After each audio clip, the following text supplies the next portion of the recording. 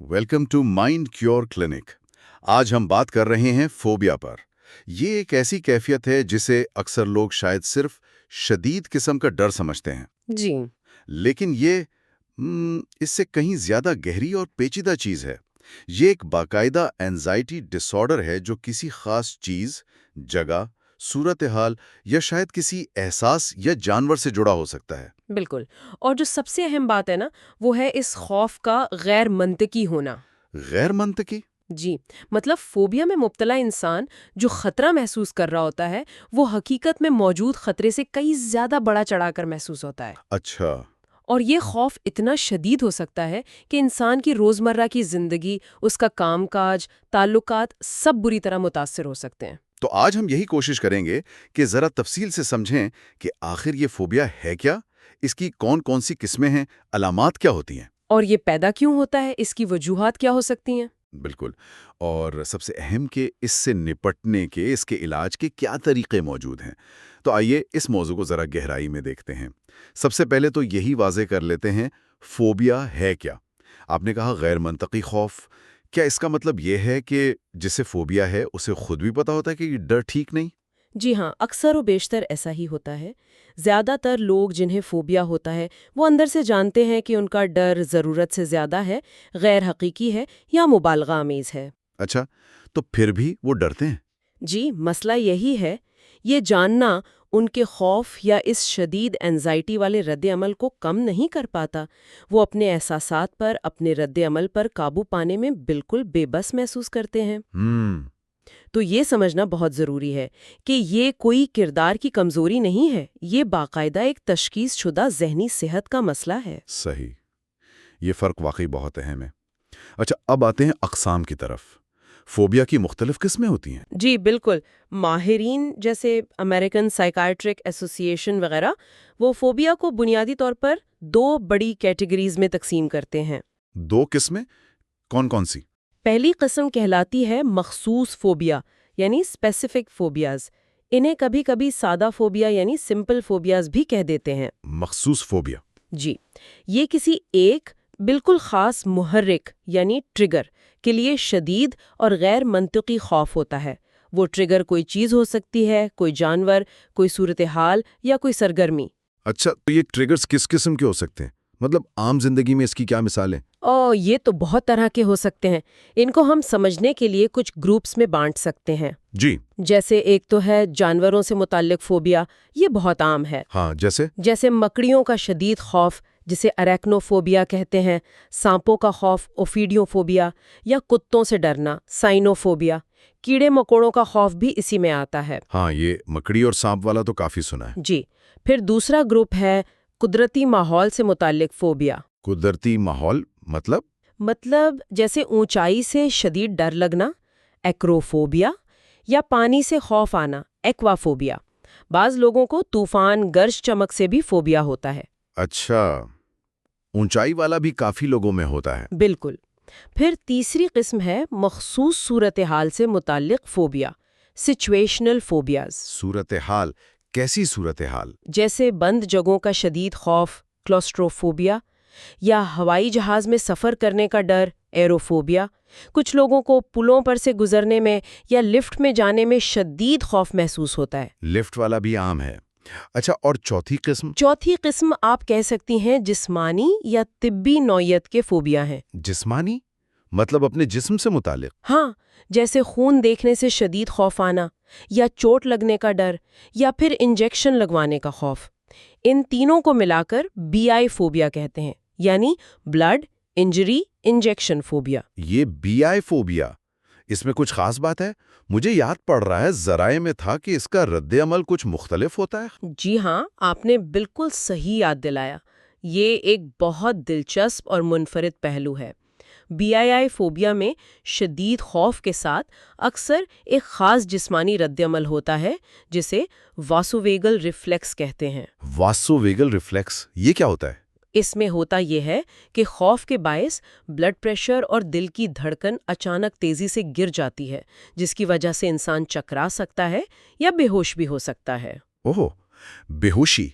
ये तो बाकी फोबिया से उलट लग रहा है। इनमें तो धड़कन तेज होती है ना? बिल्कुल। عام طور پر فوبیا میں لڑو یا بھاگو فائٹ اور فلائٹ والا رد عمل ہوتا ہے، جس میں دل تیز دھڑکتا ہے، بلڈ پریشر بڑھتا ہے۔ لیکن BII فوبیا میں یہ الٹ ہو سکتا ہے۔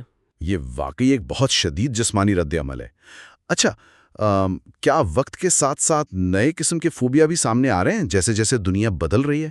جی بالکل، ایسا ہو رہا ہے۔ جیسے جیسے ہماری زندگی میں نئی چیزیں آ رہی ہیں، ان سے جڑے نئے خوف بھی پیدا ہو رہے ہیں۔ اس کی ایک نسبتاً نئی مثال ہے نوموفوبیا۔ نوموفوبیا یہ کیا ہے؟ یہ ہے نو موبائل فون فوبیا، یعنی اپنے موبائل فون کے بغیر ہونے کا یا اس سے رابطہ منقطع ہو جانے کا یا بیٹری ختم ہو جانے کا شدید خوف۔ اچھا، یہ تو آج کل بہت لوگوں کو محسوس ہوتا ہوگا۔ جی، یہ ایک ابھرتا ہوا مسئلہ ہے۔ تو یہ ساری مثالیں تھیں مخصوص یا سادہ فوبیاز کی۔ ٹھیک ہے، آپ نے کہا تھا 2 بڑی قسمیں ہیں، تو دوسری قسم کون سی ہے؟ جی، دوسری قسم کہلاتی ہے پیچیدہ فوبیا، یعنی کمپلیکس فوبیاز۔ پیچیدہ؟ یہ کیوں پیچیدہ ہیں؟ یہ اس لیے پیچیدہ ہیں کیونکہ ان کے جو محرکات یعنی ٹریگرز ہیں وہ کسی ایک چیز یا صورتحال تک محدود نہیں ہوتے، وہ زیادہ وسیع ہوتے ہیں، اور اسی وجہ سے ان سے بچنا بہت مشکل بلکہ بعض اوقات ناممکن ہو جاتا ہے۔ اچھا، تو ان سے بچنا مشکل ہے؟ جی، اور یہ اکثر مخصوص فوبیا سے زیادہ معذور کن ڈسیبلنگ ہوتے ہیں، زندگی کو زیادہ متاثر کرتے ہیں، اور یہ عموماً بچپن کے بجائے جوانی میں شروع ہوتے ہیں۔ تو اس پیچیدہ قسم میں کون سے فوبیا آتے ہیں؟ اس کی 2 سب سے اہم مثالیں ہیں۔ پہلی ہے سماجی فوبیا۔ Social phobia?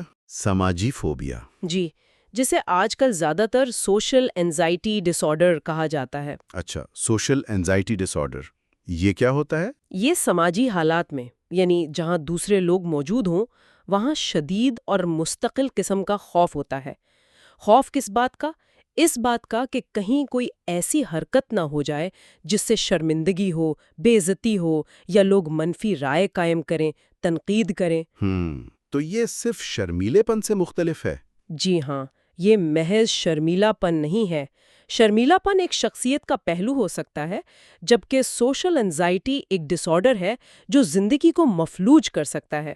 بنیادی ڈر یہی ہوتا ہے کہ میں کچھ ایسا کر دوں گی کہ سب کے سامنے تماشا بن جائے گا، لوگ مذاق اڑائیں گے۔ تو یہ صرف سٹیج پر بولنے یا پارٹی میں جانے تک محدود نہیں؟ نہیں، بالکل نہیں۔ یہ کسی بھی سماجی صورتحال میں ہو سکتا ہے، جیسے کسی اجنبی سے بات شروع کرنا، کسی اتھارٹی والے شخص سے بات کرنا، لوگوں کے سامنے کھانا پینا، عوامی بیت الخلا استعمال کرنا، یہاں تک کہ کلاس میں سوال پوچھنا۔ ان سب حالات میں شدید پریشانی ہو سکتی ہے۔ یہ تو زندگی کو بہت مشکل بنا دیتا ہوگا۔ اچھا، اور دوسری پیچیدہ قسم کون سی تھی؟ وہ ہے اگورا فوبیا۔ اگورا فوبیا؟ یہ نام بھی سنا ہے، کیا یہ کھلی جگہوں کا خوف ہے؟ یہ ایک عام غلط فہمی ہے۔ لوگ سمجھتے ہیں اگورا فوبیا صرف کھلی جگہوں کا خوف ہے، لیکن یہ اس سے کہیں زیادہ پیچیدہ ہے۔ تو پھر یہ اصل میں کیا ہے؟ اگورا فوبیا دراصل ایسی جگہوں یا حالات کا شدید خوف ہے جہاں سے اگر انسان کو اچانک شدید گھبراہٹ یا پینک اٹیک ہو جائے تو اس کے لیے وہاں سے نکلنا مشکل ہو، یا اسے لگے کہ مدد ملنا ناممکن یا شرمندگی کا باعث ہوگا۔ اوہ، تو جگہ سے زیادہ صورتحال کا خوف ہے کہ اگر کچھ ہو گیا تو پھنس جاؤں گی۔ بالکل، خوف اس جگہ یا صورتحال کا بھی ہے، لیکن اس سے جڑے پھنس جانے یا مدد نہ ملنے کے خیال کا زیادہ ہے۔ تو اس میں کون کون سی جگہیں یا حالات شامل ہو سکتے ہیں؟ اس میں کئی طرح کے حالات آ سکتے ہیں، جیسے پبلک ٹرانسپورٹ استعمال کرنا، بس، ٹرین وغیرہ، کسی بھیڑ والی جگہ پر ہونا جیسے شاپنگ مال، سنیما یا بازار، کسی لمبی قطار میں کھڑا ہونا، کسی پل پر ہونا، یا بعض اوقات تو گھر سے اکیلے باہر نکلنا بھی مشکل ہو جاتا ہے۔ گھر سے نکلنا بھی؟ جی، تشخیص کے لیے یہ ضروری ہوتا ہے کہ یہ خوف کئی مختلف قسم کے حالات سے جڑا ہو، صرف ایک آدھ سے نہیں۔ اور کیا اس کا پینک اٹیک سے کوئی تعلق ہے؟ جی ہاں، بہت گہرا تعلق ہے۔ اکثر ایگوروفوبیا ان لوگوں میں پیدا ہوتا ہے جنہیں پہلے پینک اٹیک ہو چکے ہوں یا جنہیں پینک ڈس آرڈر ہو۔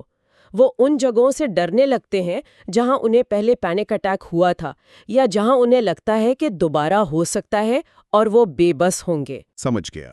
تو یہ ہیں فوبیا کی اہم اقسام: مخصوص اور پیچیدہ، جن میں سوشل انزائٹی اور ایگورافوبیا شامل ہیں۔ اب یہ جاننا بہت اہم ہے کہ ان کی علامات کیا ہوتی ہیں۔ اگر کسی کو فوبیا ہو تو وہ اصل میں محسوس کیا کرتا ہے؟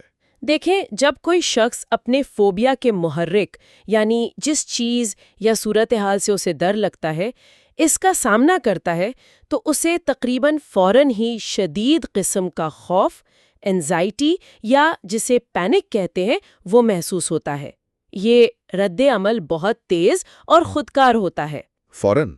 مطلب سامنا ہوتے ہی؟ جی، اور بعض اوقات تو جیسا میں نے پہلے ذکر کیا، صرف اس چیز یا صورتحال کے بارے میں سوچنے سے ہی پریشانی شروع ہو جاتی ہے۔ اسے اینٹیسپیٹری انزائٹی یعنی پیشگی پریشانی کہتے ہیں۔ اچھا، صرف سوچنے سے بھی؟ جی، اور جسمانی طور پر کیا علامات ظاہر ہوتی ہیں؟ یہ جو لڑو یا بھاگو والا رد عمل ہے، یہ کیسا محسوس ہوتا ہے؟ جسمانی علامات کافی شدید اور پریشان کن ہو سکتی ہیں۔ یہ بالکل وہی علامات ہیں جو جسم خطرے کے وقت ظاہر کرتا ہے، یعنی فائٹ اور فلائٹ۔ سوائے اس بے فوبیا کے جس میں بے ہوشی ہو سکتی ہے، باقیوں میں عام طور پر یہی ہوتا ہے۔ جی بتائیے۔ بہت زیادہ پسینہ آنا، دل کی دھڑکن کا بہت تیز ہو جانا یا ایسے لگنا جیسے دل سینے سے باہر آ جائے گا، جسے پیلپیٹیشنز کہتے ہیں۔ ہاں۔ سانس لینے میں دشواری محسوس ہونا، سانس کا پھولنا یا ایسے لگنا جیسے گلا گھٹ رہا ہے۔ او خدایا۔ کپ کپی طاری ہو جانا، ہاتھ پاؤں کانپنا، سینے میں درد یا جکڑن محسوس ہونا۔ سینے میں درد؟ یہ تو ہارٹ اٹیک جیسا لگے گا۔ جی، بعض اوقات لوگ اسے ہارٹ اٹیک سمجھ کر ایمرجنسی بھی چلے جاتے ہیں، حالانکہ وہ شدید انزائٹی کی علامت ہوتی ہے۔ اچھا، اور؟ متلی ہونا یا پیٹ میں شدید گڑبڑ، مروڑ اٹھنا، چکر آنا، سر ہلکا محسوس ہونا یا لگنا کہ ابھی گر جائیں گے۔ منہ کا بالکل خشک ہو جانا، کبھی شدید گرمی لگنا، ہاٹ فلیشز، کبھی شدید سردی لگنا، کولڈ شلز۔ یہ تو بہت ساری علامات ہیں۔ جی، اور بعض اوقات جس میں سوئیاں چبھنے کا احساس، پنز اینڈ نیڈلز بھی ہوتا ہے، سر درد بھی ہو سکتا ہے، الجھن بھی ہو سکتی ہے۔ یہ علامات تو خود ہی بہت خوفناک لگ رہی ہیں۔ ان کا تجربہ کرنا کیسا ہوتا ہوگا؟ ذہنی طور پر کیا کیفیت ہوتی ہے اس وقت؟ ذہنی طور پر سب سے نمایاں چیز تو بے قابو قسم کی انگزائٹی یا خوف کا شدید احساس ہے۔ بے قابو؟ جی، مطلب فرد کو لگتا ہے کہ وہ اس احساس کو کنٹرول نہیں کر سکتا۔ وہاں سے اس صورتحال سے فوراً بھاگ جانے کی ایک شدید ناقابل برداشت خواہش ہوتی ہے۔ بھاگ جانے کی خواہش؟ جی، انہیں لگتا ہے کہ کوئی فوری اور سنگین خطرہ موجود ہے، حالانکہ حقیقت میں خطرہ یا تو ہوتا ہی نہیں یا بہت معمولی ہوتا ہے۔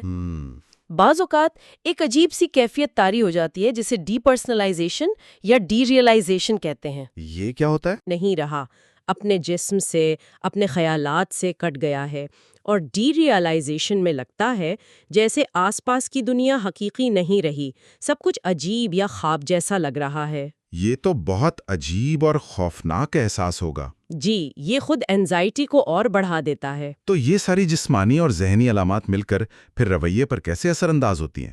لوگ کرتے کیا ہیں؟ سب سے بڑا اور واضح اثر رویے پر یہ ہوتا ہے کہ فرد ہر ممکن طریقے سے، ہر قیمت پر اپنے خوف کے محرک سے بچنے کی کوشش کرتا ہے۔ اوائیڈنس۔ بچنے کی کوشش؟ جی، وہ اپنی پوری زندگی کو اس طرح ترتیب دے سکتا ہے کہ اس کا سامنا ہی نہ کرنا پڑے۔ مثال کے طور پر، اگر کسی کو کتوں سے فوبیا ہے تو وہ ان گلیوں سے نہیں گزرے گا جہاں کتے ہو سکتے ہیں۔ وہ دوستوں کے گھر جانے سے انکار کر سکتا ہے جن کے پاس کتے ہوں۔ اگر کسی کو لفٹ کا فوبیا ہے تو وہ 20 منزل بھی سیڑھیوں سے چڑھ لے گا لیکن لفٹ استعمال نہیں کرے گا۔ اگر سوشل انزائٹی ہے تو وہ تقریبات میں جانا چھوڑ دے گا، نوکری کے انٹرویو سے بھاگے گا۔ تو زندگی کافی محدود ہو جاتی ہے۔ بہت زیادہ۔ اور اگر کبھی مجبوری میں سامنا ہو بھی جائے تو وہ شخص بالکل معمول کے مطابق کام نہیں کر پاتا، اس کی کارکردگی شدت متاثر ہوتی ہے، وہ بس وہاں سے نکلنا چاہتا ہے۔ یہ تو بڑوں کی بات ہوئی۔ کیا بچوں میں یہ علامات کچھ مختلف طریقے سے ظاہر ہوتی ہیں؟ جی ہاں، بچوں میں اظہار کا طریقہ فرق ہو سکتا ہے۔ وہ شاید بڑوں کی طرح بتا نہ پائیں کہ انہیں کیا محسوس ہو رہا ہے۔ تو پھر کیسے پتہ چلے؟ ان میں علامات اس طرح ظاہر ہو سکتی ہے کہ وہ بہت زیادہ رونا شروع کر دیں، والدین سے بالکل چپک جائیں اور انہیں چھوڑیں ہی نہیں، شدید غصے کا اظہار کریں جسے ٹینٹرم کہتے ہیں، یا پھر خوف سے بالکل ساکت جم جائیں جیسے بت بن گئے ہوں۔ اچھا، تو بچوں میں یہ رویے دیکھ کر اندازہ لگانا ہوگا۔ عمل میں بار بار ہو رہا ہو۔ یہ تمام علامات اور رویے سن کر اندازہ ہو رہا ہے کہ فوبیا واقعی زندگی کو کتنا مشکل بنا سکتا ہے۔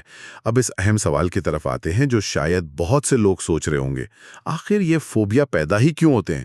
کیا وجہ ہے کہ کچھ لوگوں کو اس طرح کے شدید غیر منطقی خوف لاحق ہو جاتے ہیں؟ یہ ایک بہت اہم اور پیچیدہ سوال ہے، اور سچ تو یہ ہے کہ سائنس ابھی تک کسی ایک واحد وجہ پر متفق نہیں ہے۔ کوئی ایک وجہ نہیں؟ جی نہیں، ایسا لگتا ہے کہ فوبیا کی نشو نما میں کئی مختلف عوامل مل جل کر کردار ادا کرتے ہیں۔ یہ بھی ایک اہم بات ہے جو تحقیق بتاتی ہے کہ زیادہ تر فوبیا 30 سال کی عمر سے پہلے شروع ہو جاتے ہیں اور اکثر بچپن یا نوجوانی میں ان کی بنیاد پڑتی ہے۔ اچھا، تو وہ کون سے ممکنہ عوامل ہیں جن کا ذکر ملتا ہے؟ ایک بہت اہم عنصر سمجھا جاتا ہے منفی یا تکلیف دہ تجربات۔ نیگیٹو اور ٹرامیٹک ایکسپیرینسز۔ جی تکلیف دہ تجربات۔ جی، یہ ہو سکتا ہے کہ فرد کو ماضی میں اس چیز یا صورتحال سے متعلق کوئی برا خوفناک تجربہ ہوا ہو، جیسے بچپن میں کسی کو کتے نے بری طرح کاٹ لیا ہو تو اسے سائنوفوبیا ہو سکتا ہے، یا کوئی لفٹ میں کافی دیر تک پھنسا رہا ہو تو اسے کلوسٹروفوبیا ہو سکتا ہے۔ یعنی براہ راست تجربہ۔ جی، براہ راست تجربہ۔ لیکن یہ ضروری نہیں کہ تجربہ خود ہی ہوا ہو، یہ بھی ہو سکتا ہے کہ اس نے کسی اور کو کسی تکلیف دہ تجربے سے گزرتے ہوئے دیکھا ہو یا اس کے بارے میں بہت تفصیل سے سنا ہو۔ جیسے اگر کسی بچے نے اپنے سامنے کسی کو پانی میں ڈوبتے دیکھا ہو تو اسے ایکوافوبیا ہو سکتا ہے۔ اچھا، یعنی صرف دیکھنے یا سننے سے بھی؟ بالکل، یہ ہمیں دوسرے ممکنہ عنصر کی طرف لاتا ہے جو ہے سیکھا ہوا رویہ۔ Learn behaviour. سیکھا ہوا رویہ؟ جی۔ خاص طور پر بچپن میں اگر کسی بچے کے والدین یا گھر میں کوئی اور قریبی فرد جیسے بڑا بہن بھائی کسی خاص چیز سے شدید ڈرتا ہے اور اس کا خوفزدہ رد عمل ظاہر کرتا ہے تو بچہ ان کو دیکھ دیکھ کر خود بھی اس چیز سے ڈرنا سیکھ سکتا ہے۔ یعنی والدین کا ڈر بچے میں منتقل ہو سکتا ہے؟ جی بالکل، بچے اپنے بڑوں کے رویے سے سیکھتے ہیں۔ اسی طرح کسی ممکنہ خطرے کے بارے میں بار بار منفی معلومات سننا یا پڑھنا بھی خوف پیدا کرنے یا اسے بڑھانے میں کردار ادا کر سکتا ہے۔ جیسے میڈیا میں بار بار ہوائی حادثات کی خبریں سن کر ایروفوبیا بڑھ سکتا ہے۔ یہ تو ماحول کا اثر ہوا۔ کیا اس میں کوئی اندرونی حیاتیاتی یا جینیاتی پہلو بھی ہے؟ جی ہاں، ایسا بھی لگتا ہے۔ جینیٹکس اور حیاتیات کا بھی ممکنہ کردار ہے۔ کچھ تحقیق سے یہ اشارہ ملتا ہے کہ بعض فوبیا یا انزائٹی کا عمومی رجحان خاندانوں میں چلتا ہے۔ خاندانوں میں؟ مطلب وراثتی؟ پوری طرح وراثتی تو نہیں کہہ سکتے، لیکن شاید کچھ لوگوں میں موروثی طور پر انزائٹی یا ڈر محسوس کرنے کا رجحان زیادہ ہوتا ہے۔ ان کا اعصابی نظام شاید قدرے زیادہ حساس ہوتا ہے۔ اچھا۔ اور دماغی سطح پر بھی کچھ چیزیں ہیں۔ دماغ کا ایک حصہ ہے امیگڈالا، جو خوف اور خطرے کے رد عمل کو کنٹرول کرنے میں بہت اہم کردار ادا کرتا ہے۔ ایسا لگتا ہے کہ فوبیا میں مبتلا افراد میں یہ امیگڈالا زیادہ فعال ہو سکتا ہے، یا یہ کم خطرے والی یا بالکل بے ضرر صورتحال میں بھی غیر ضروری طور پر خطرے کا الارم یعنی لڑو یا بھاگو کا رد عمل شروع کر دیتا ہے۔ تو دماغ کی کیمسٹری اور کام کرنے کا طریقہ بھی شامل ہے؟ جی، دماغی افعال اور نیورو ٹرانسمیٹرز کا توازن بھی اس میں شامل ہو سکتا ہے۔ تو یہ تو فطرت یعنی جینیات اور حیاتیات اور تربیت یعنی تجربات اور سیکھنا دونوں کا ملاپ لگ رہا ہے۔ کیا کوئی اور نظریہ بھی ہے اس بارے میں؟ ایک دلچسپ نظریہ ارتقائی عوامل کا بھی ہے۔ ارتقائی مطلب انسان کے ارتقاء سے جڑا ہوا؟ جی، اس نظریے کے مطابق شاید کچھ فوبیا جو آج ہمیں غیر منطقی لگتے ہیں وہ ہمارے آباء و اجداد کے زمانے میں حقیقی خطرات سے بچنے کے لیے مفید رہے ہوں۔ مثلاً سانپوں، مکڑیوں یا زہریلے کیڑوں کا خوف، یا اونچائی کا خوف، یا بند یا بہت کھلی جگہوں کا خوف۔ ماضی میں ان چیزوں سے ڈرنا انسان کو زندہ رہنے میں مدد دیتا ہوگا، تو شاید آج کے کچھ فوبیا اسی قدیم حفاظتی میکانزم کی بازگشت ہوں۔ یہ دلچسپ نظریہ ہے۔ یعنی یہ خوف کبھی مفید تھے؟ شاید، لیکن آج کے محفوظ ماحول میں یہ رد عمل غیر ضروری اور شدید ہو گیا ہے۔ تاہم یہ بھی یاد رہے کہ یہ صرف ایک نظریہ ہے۔ صحیح۔ تو کئی ممکنہ وجوہات ہیں: برے تجربات، سیکھا ہوا رویہ، جینیات، دماغی افعال اور شاید ارتقاء بھی۔ یہ جاننے کے بعد اب آتے ہیں تشخیص کی طرف۔ اگر کسی کو شبہ ہو کہ اسے فوبیا ہے یا اس کے کسی عزیز کو ہے تو اس کی باقاعدہ تشخیص کیسے ہوتی ہے؟ کیا لوگ خود ہی جان جاتے ہیں؟ جیسا کہ ہم نے پہلے بات کی، زیادہ تر معاملات میں، خاص طور پر مخصوص فوبیا میں، فرد کو خود اپنے خوف کی شدت اور غیر منطقی ہونے کا کچھ نہ کچھ اندازہ ہوتا ہے۔ وہ جانتے ہیں کہ ان کا ڈر ضرورت سے زیادہ ہے۔ ہاں، آپ نے بتایا تھا، لیکن اس کے باوجود اپنی مدد آپ کرنا مشکل ہوتا ہے۔ اس لیے باقاعدہ تشخیص اور مدد کے لیے کسی ذہنی صحت کے ماہر سے رجوع کرنا بہت ضروری ہے۔ ذہنی صحت کا ماہر یعنی ماہر نفسیات، سائیکالوجسٹ یا سائیکائٹرسٹ؟ جی بالکل، وہی صحیح تشخیص کر سکتے ہیں۔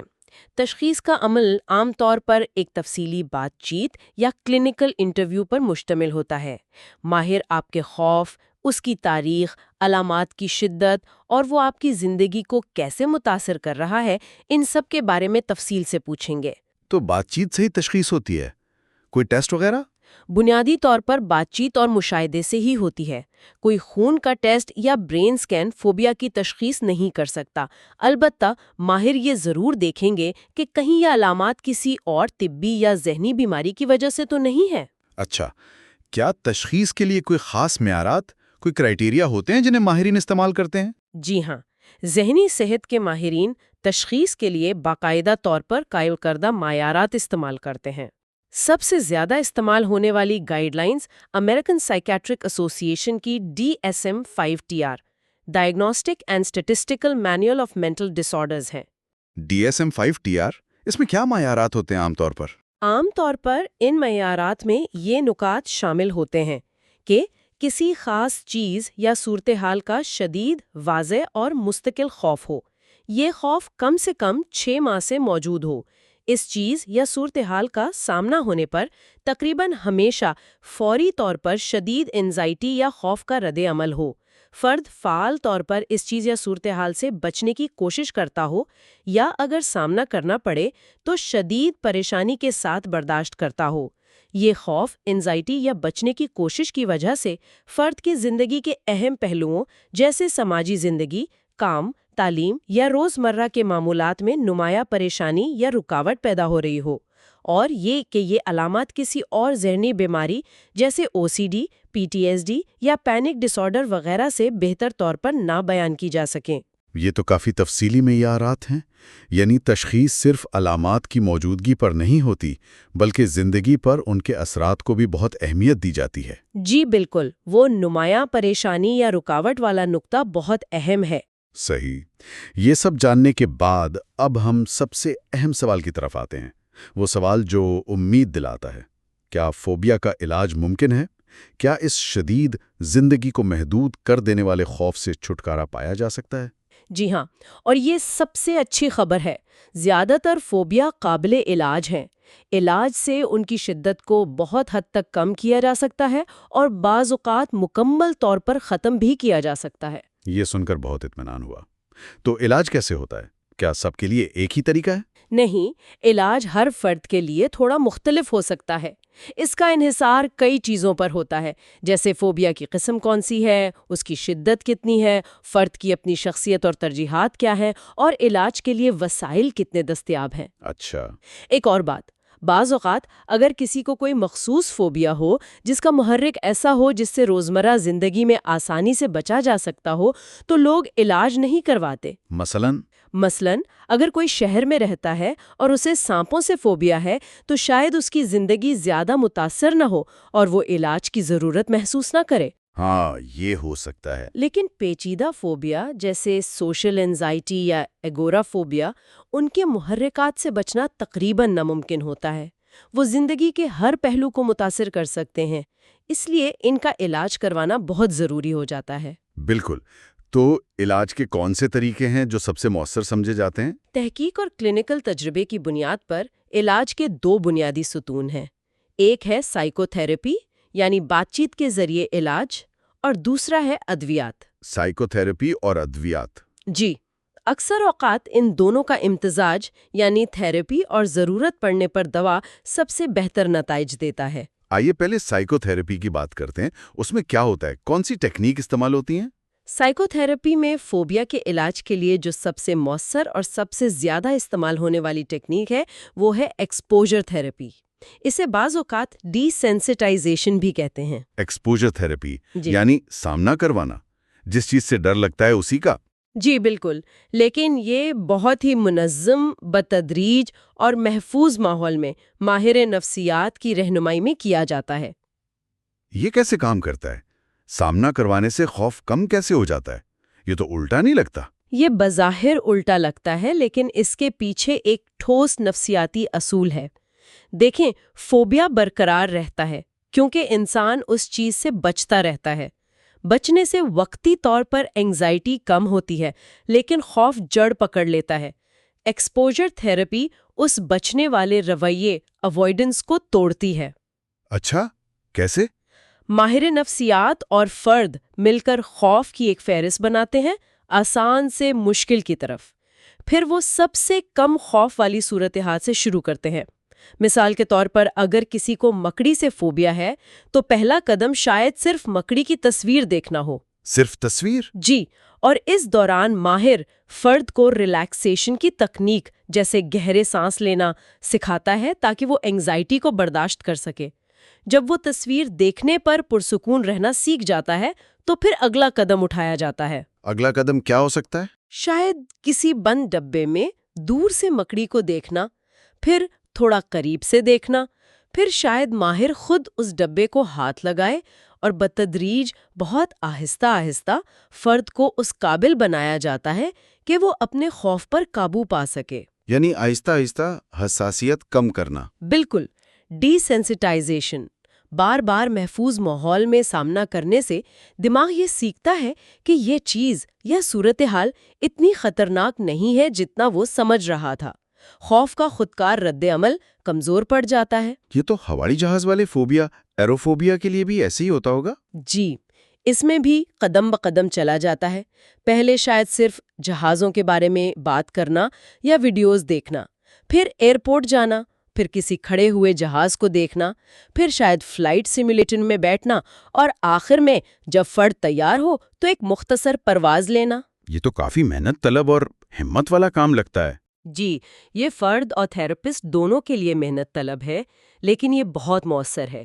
ایکسپوجر حقیقی زندگی میں ان ویوو بھی ہو سکتا ہے یا تصوراتی امیجنل بھی، جہاں فرد صرف تصور کرتا ہے کہ وہ صورتحال کا سامنا کر رہا ہے۔ اچھا، کیا ایکسپوجر تھراپی کے علاوہ بھی کوئی تھراپی مددگار ہے؟ جی ہاں، دوسری بہت اہم تھراپی ہے cognitive behavioural therapy, cognitive behavioural therapy? CBT۔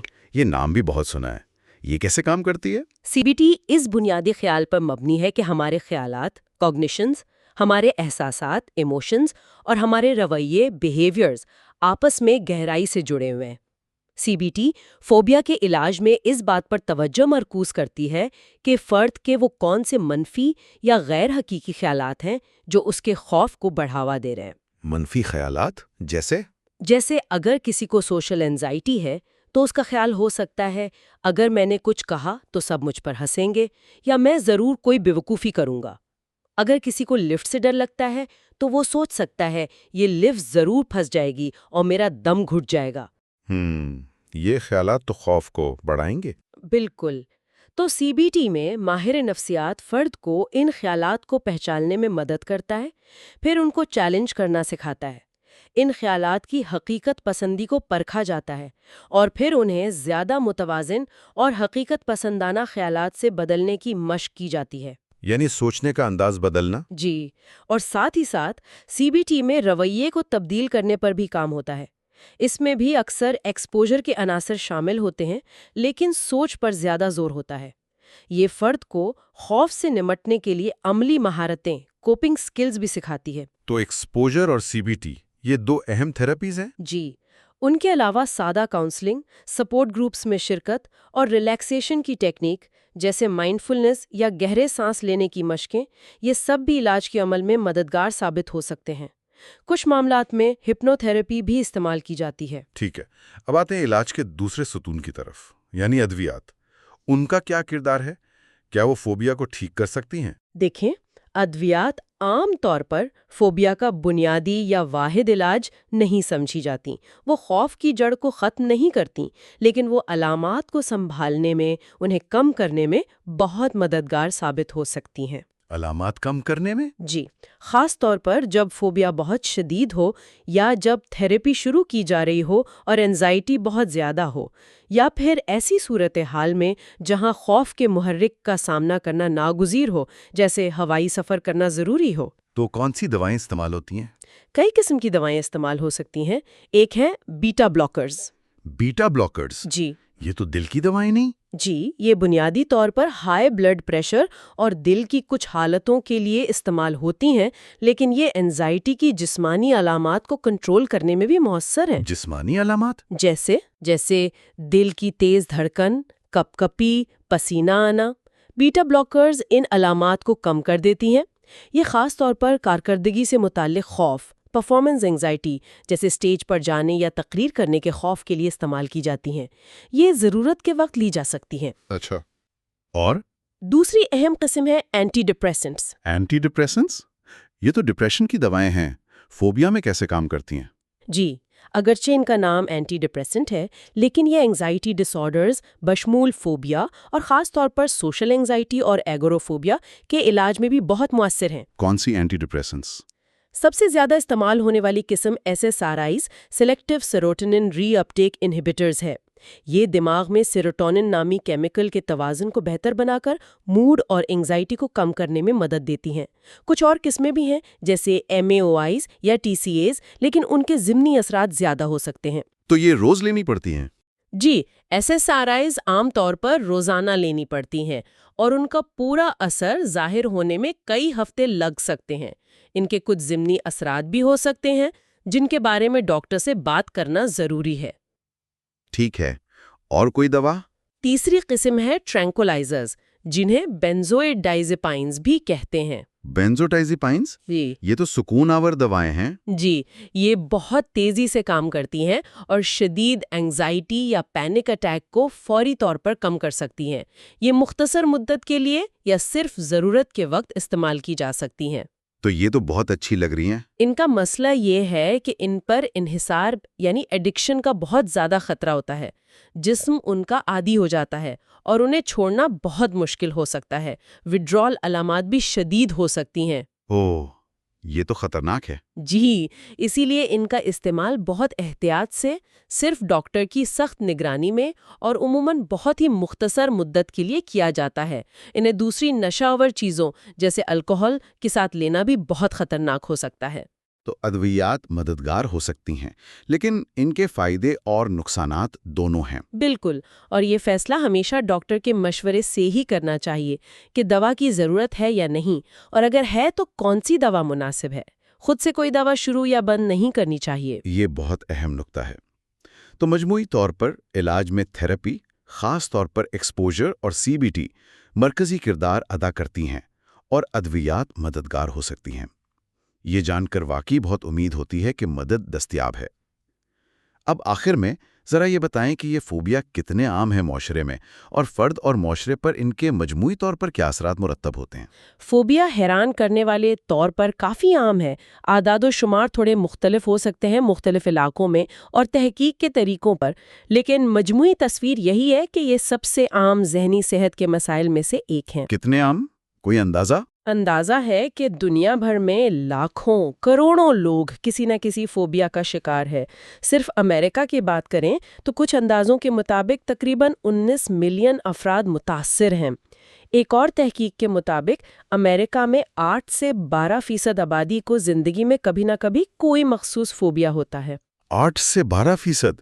یہ تو بہت بڑی تعداد ہے۔ جی، اور دنیا کے دیگر حصوں میں یہ شرح تھوڑی کم ہو سکتی ہے، شاید 2 سے 6%، لیکن پھر بھی یہ لاکھوں لوگ بنتے ہیں۔ کیا یہ مردوں اور عورتوں میں برابر ہوتے ہیں؟ نہیں، تحقیق بتاتی ہے کہ فوبیا، خاص طور پر مخصوص فوبیا اور ایگورافوبیا، خواتین میں مردوں کے مقابلے میں زیادہ عام ہے۔ سوشل اینزائٹی شاید دونوں میں تقریباً برابر ہو، اور یہ نوجوانوں میں بھی زیادہ پائے جاتے ہیں۔ تو یہ اتنے عام ہیں، ان کی زندگی پر کیا اثرات ہوتے ہیں، صرف ڈرنے کے علاوہ؟ اثرات بہت دور رس اور گہرے ہو سکتے ہیں. جیسا ہم نے علامات اور رویے کی بات کرتے ہوئے دیکھا، فوبیا فرد کی زندگی کو شدید طور پر محدود کر سکتا ہے. محدود کس طرح سے؟ دیکھیں، اس کی وجہ سے بہت سی پیچیدگیاں پیدا ہو سکتی ہیں، جیسے سماجی تنہائی. لوگ گھر سے نکلنے سے، لوگوں سے ملنے جلنے سے، تقریبات میں جانے سے کترانے لگتے ہیں. وہ تنہا رہ جاتے ہیں. ذہنی صحت کے دیگر مسائل. فوبیا کے ساتھ اکثر دیگر ذہنی صحت کے مسائل بھی جڑے ہوتے ہیں. ڈپریشن کا خطرہ بڑھ جاتا ہے. دیگر انزائٹی ڈس آرڈرز جیسے جنرلائزڈ انزائٹی ڈس آرڈر یا OCD بھی ساتھ ہو سکتے ہیں. بائی پولر ڈس آرڈر کا خطرہ بھی کچھ بڑھ سکتا ہے. یعنی ایک مسئلہ دوسرے مسائل کو جنم دے سکتا ہے؟ جی، نشے کا استعمال. کچھ لوگ فوبیا کی شدید انزائٹی سے نپٹنے کے لیے یا سماجی حالات کا سامنا کرنے کے لیے الکحل یا منشیات کا سہارا لینے لگتے ہیں، جو خود ایک بڑا مسئلہ بن جاتا ہے. سیلف میڈیکیشن کے طور پر؟ بالکل. کام یا تعلیم میں مشکلات.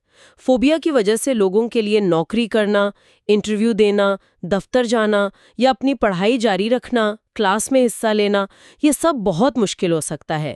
ان کی کارکردگی متاثر ہوتی ہے، ترقی رک سکتی ہے. ہاں، یہ تو کیریئر پر اثر انداز ہوگا. جی، تعلقات میں تناؤ. فوبیا صرف فرد کو متاثر نہیں کرتا، بلکہ اس کے پیاروں، گھر والوں، دوستوں کے ساتھ اس کے تعلقات میں بھی تناؤ پیدا کر سکتا ہے. گھر والے سمجھ نہیں پاتے یا فرد کی وجہ سے ان کی اپنی زندگی بھی محدود ہو جاتی ہے. یہ بھی اہم نکتہ ہے. اور سب سے تشویشناک بات، اگر فوبیا بہت شدید ہو، علاج نہ ہو رہا ہو اور فرد بہت مایوس ہو جائے، تو خودکشی کے خیالات یا کوشش کا خطرہ بھی بڑھ سکتا ہے. خدایا، یہ تو بہت سنجیدہ نتائج ہیں. جی، اس لیے فوبیا کو ہلکا نہیں لینا چاہیے.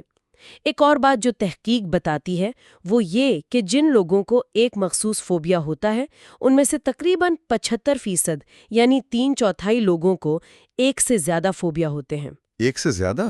اچھا. جی، تو یہ مسئلہ اکثر اکیلا نہیں آتا. ہو جاتا ہے کہ فوبیا کو محض ایک ڈر یا وہم سمجھ کر نظر انداز نہیں کرنا چاہیے. یہ ایک حقیقی، تکلیف دہ اور زندگی کو بری طرح متاثر کرنے والی طبی حالت ہے جس کا باقاعدہ علاج ضروری اور ممکن ہے. آپ نے بالکل صحیح کہا. سب سے اہم پیغام آج کی گفتگو کا یہی ہے کہ فوبیا تکلیف دہ ضرور ہیں، مایوس کن ہو سکتے ہیں، لیکن ان سے نمٹا جا سکتا ہے. مدد اور مؤثر علاج دستیاب ہیں. پہلا قدم اٹھانا یعنی مدد مانگنا شاید سب سے مشکل ہو، لیکن یہی سب سے اہم قدم ہے. بالکل. آج کی اس تفصیلی اور معلوماتی گفتگو کو سمیٹتے ہوئے کوئی ایک آخری سوچ یا نکتہ جو آپ ہمارے سامعین کے لیے چھوڑنا چاہیں گی آج کی گفتگو کی روشنی میں؟ ایک دلچسپ پہلو جس پر سوچا جا سکتا ہے وہ یہ ہے کہ ہم نے دیکھا فوبیا کی وجوہات میں سیکھنے کا عمل شامل ہے، برے تجربات سے سیکھنا یا دوسروں کو دیکھ کر سیکھنا. ساتھ ہی حیاتی عوامل جیسے جینیات اور دماغ کی کیمسٹری بھی کردار ادا کرتی ہیں. جی. تو سوال یہ پیدا ہوتا ہے کہ کیا ان میکانزمز کو، یعنی خوف کیسے سیکھا جاتا ہے اور دماغ میں کیسے کام کرتا ہے، اس کو مزید گہرائی میں سمجھ کر ہم مستقبل میں نہ صرف علاج کو مزید بہتر بنا سکتے ہیں، ہاں، بلکہ شاید ہم ایسی حکمت عملی بھی وضع کر سکیں جس سے فوبیا کی نشوونما کو شروع میں ہی روکا جا سکے، یا کم از کم ان لوگوں کی مدد کی جا سکے جن میں اس کا خطرہ زیادہ ہے. واہ، یعنی بچاؤ یا روک تھام، پریونشن کی طرف کام کیا جا سکے. جی بالکل. یہ سمجھنا کہ خوف کیسے بنتا اور برقرار رہتا ہے ہمیں اسے توڑنے اور شاید بننے سے روکنے کے نئے راستے دکھا سکتا ہے.